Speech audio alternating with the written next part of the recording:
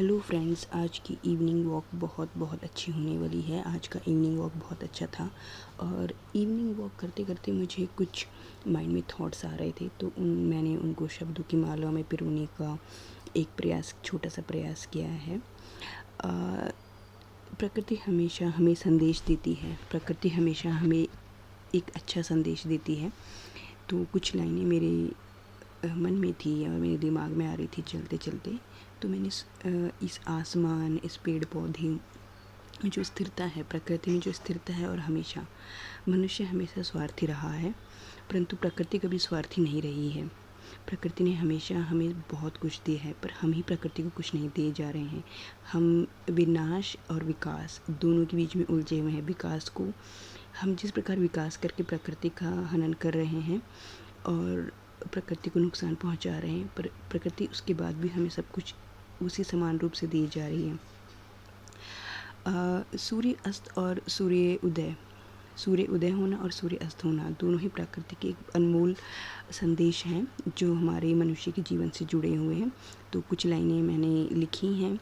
सूर्य उदय और सूर्यास्त हमें सिखाते हैं कि प्रकृति और मनुष्य का रिश्ता हर पल बदलता है।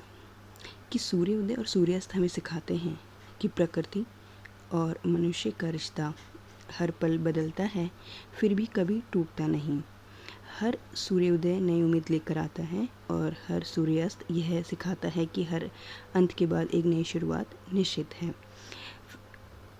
सूर्योदय और सूर्यास्त हमें ये सिखाते हैं कि प्रकृति और मनुष्य का रिश्ता हर पल बदलता है, फिर भी कभी टूटता नहीं। हर सूर्योदय नई उम्मीद लेकर आता है और सूर्यास्त यह सिखाता है कि हर अंत के बाद एक नई शुरुआत निश्चित है।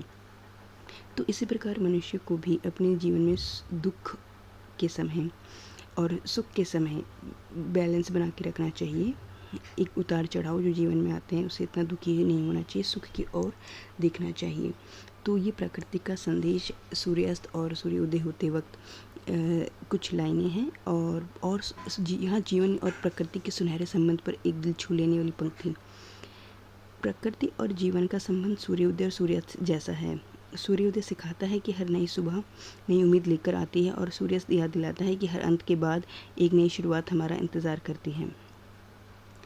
प्रकृति और जीवन का संबंध सूर्योदय और सूर्यास्त जैसा है। सूर्योदय सिखाता है कि हर नई सुबह नई उम्मीद लेकर आती है और सूर्यास्त याद दिलाता है कि हर अंत के बाद एक नई शुरुआत हमारा इंतज़ार करती है। सूर्योदय उम्मीद सिखाता है, सूर्यास्त सब्र। कि सूर्य उदय उम्मीद सिखाता है और सूर्य अस्त सब्र। प्रकृति कहती है हर अंत नई शुरुआत का संदेश है, कि हर अंत नई शुरुआत का संदेश है।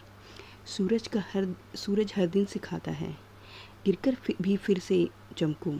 सूरज हर दिन सिखाता है गिरकर भी फिर से चमकूं। जीवन का सबसे सुंदर शिक्षक प्रकृति है, कि जीवन का सबसे सुंदर शिक्षक प्रकृति है।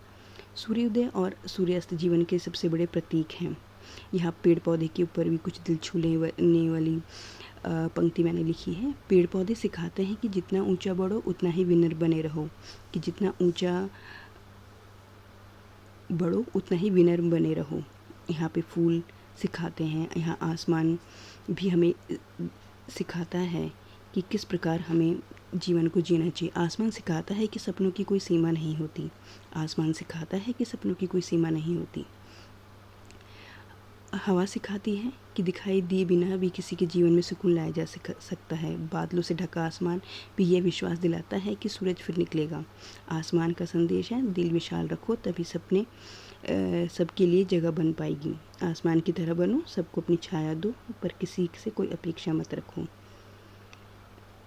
और भी बहुत सारी पंक्तियाँ हैं। आसमान कहता है अपने उतने ही बड़े सपने देखो जितना बड़ा तुम्हारा हौसला हो।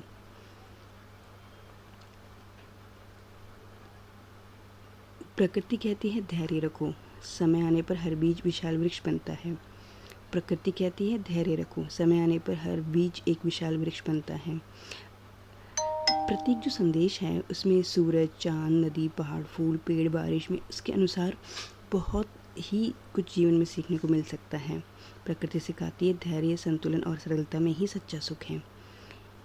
प्रकृति अपने हर दिन को एक बैलेंस के साथ जीती है और एक नियम के अनुसार अपनी चीज़ों को करती है। प्रकृति हर दिन बिना शब्दों के हमें प्रेम, त्याग, धैर्य और नई शुरुआत का पाठ सिखाती है। प्रकृति हर समय हमेशा हमें प्रेम, त्याग और धैर्य का